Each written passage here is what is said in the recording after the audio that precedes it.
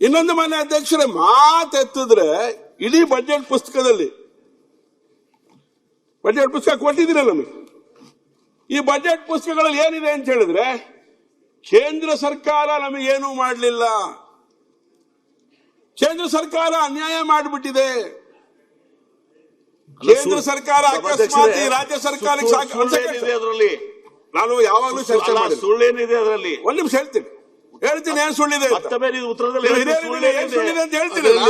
Upper ಭದ್ರ ದುಡ್ಡು ಒಂದ್ ನಿಮಿಷ ಹೇಳ್ತೀನಿ ಅಂತ ಹೇಳ, ಅದರಲ್ಲಿ ಸುಳ್ಳೇ ಇದೆ.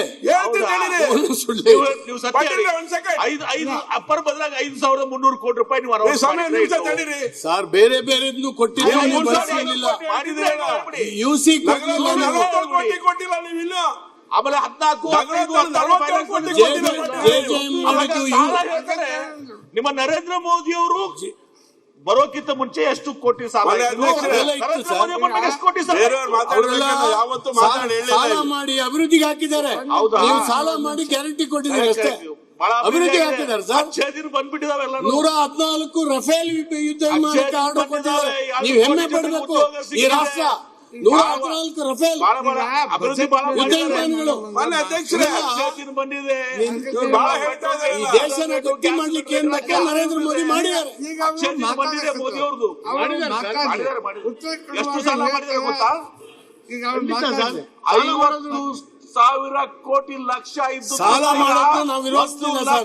ಸಾಲ ಮಾಡಿದ್ದೀನಿ ಎಲ್ಲಿಗೆ ಹಾಕ್ತೀವಿ ಅನ್ನುವಂಥದ್ದು ಹಂಗೆ ಇದ್ದು ಸಂರಕ್ಷಣೆ ಮಾಡ್ಕೋಬೇಡಿ, ನನ್ನ ಹತ್ರ ಮಾಹಿತಿ ಇದೆ. ಇಲ್ಲಿ ಹಂಗೆ ಇದ್ದು ಸಂರಕ್ಷಣೆ ಮಾಡ್ಕೋಬೇಡಿ, ನೀವು ನನ್ನ ಹತ್ರ ಮಾಹಿತಿ ಇದೆ ಹೇಳ್ತಾ ಇದ್ದೇನೆ.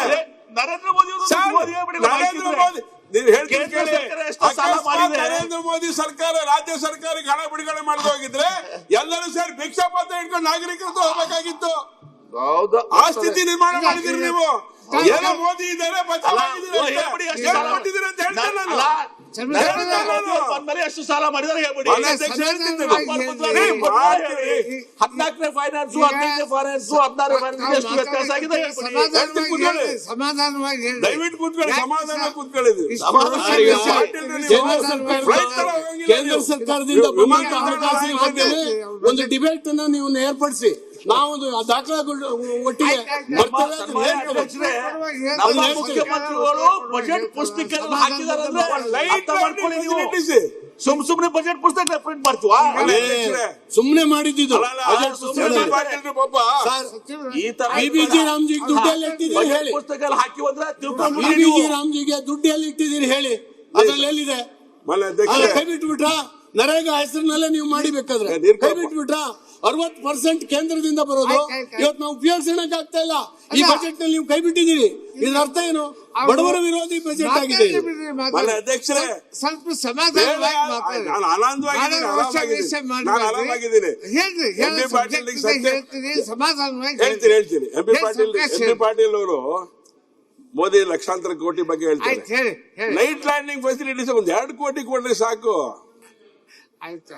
ವಿಮಾನ ನಿಲ್ದಾಣಕ್ಕೆ 2 ಕೋಟಿ ಕೊಡಿ ಸಾಕು. ಕೋಟಿ ವಿಮಾನ ನಿಲ್ದಾಣ ಶಿವಮೊಗ್ಗಕ್ಕೆ ಕೊಟ್ರ? ಇನ್ನೊಂದು ಹೇಳ್ತೀನಿ, ಅವರೇ ಆದೇಶ ಮಾಡಿರೋದು ಹೇಳ್ಬೋದು. ಯಾಕಂದ್ರೆ ಮೋದಿ ಬಗ್ಗೆ ಚರ್ಚೆ ಮಾಡಿದ್ಮೇಲೆ ನಾನು ಹೇಳಬೇಕು ಪಾಟೀಲ್ರ ಬಗ್ಗೆ. ಒಂದು ನಿಮಿಷ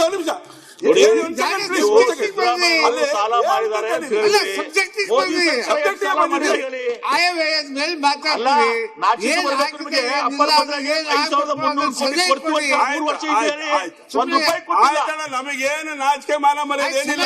ಆದ್ರೆ ಆಯ್ತಣ್ಣ ಅಧ್ಯಕ್ಷರೇ, ನಮಗೇನಿಲ್ಲ ಅಂತ ಹೇಳ್ತಾರೆ ಪಾಪ ಅವರು. ಎಂ ಬಿ ಪಾಟೀಲ್ ಒಪ್ಕೊಂಡ್ಬಿಡ್ತೀನಿ ನಾನು. ಅವ್ರಿಗೇನು ಇಲ್ಲ, ನಿಮಗೇನು ಇಲ್ಲ, 3 ಬಿಟ್ಟವ್ರು ಆಯ್ತು, ನಾವು 3 ಬಿಟ್ಟವ್ರೆ. ಮೊನ್ನೆ ಅವ್ರ ಹತ್ರ ನಾನು ಪತ್ರ ಬರೆಸಿದೆ. ನಾನು ಅವರಿಗೆ ಒಂದು ಪತ್ರ ಕೊಟ್ಟಿದ್ದೆ, ಅದನ್ನು ಹೇಳಿ ನನ್ನ ಬಜೆಟ್ಗೆ ಹೋಗ್ತೀನಿ.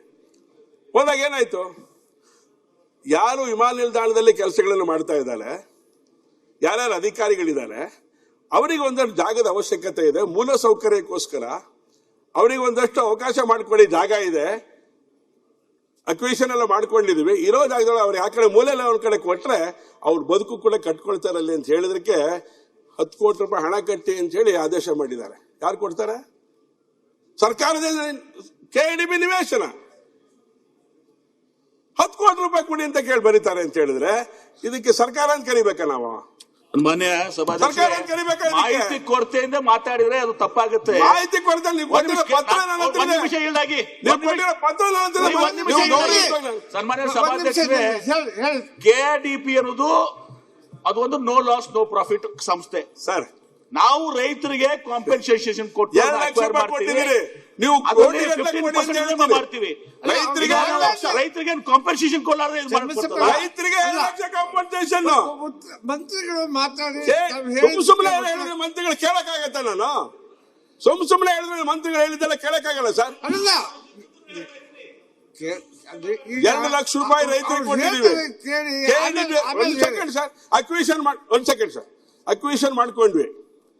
ರೈತರಿಗೆ ಎಷ್ಟು ಕೊಟ್ವಿ? ಎಕರೆಗೆ 2 ಲಕ್ಷ ಬಿಡಿಸ್ಕೊಂಡಿದ್ದು. ಈಗ ನೀವು ಎಷ್ಟು ಕೇಳ್ತಾ ಇದ್ದೀರಿ? ಫ್ರೀ ಕೊಡ್ಬೇಕಲ್ವಾ? ಫ್ರೀ ಕೊಡ್ಬೇಕಲ್ಲ ನೀವು? ದುಡ್ಡು ಕಟ್ರಿ ಅಂತ ಸಭಾಧ್ಯಕ್ಷರೇ, ದುಡ್ಡು ಕಟ್ರಿ ಅಂತ ಹೇಳಿ ಆ ಇಲಾಖೆಗಳು ಅವರ ಇಲಾಖೆ ದುಡ್ಡಿದ್ಯಾ? ಇದು ತಿಳ್ಕೊಳ್ಳಾರ್ದೆ ಆ ಮಾತಾಡಿದ್ರೆ ಇಲಾಖೆ ದುಡ್ಡಿದ್ಯಾ ಹೇಳಿ.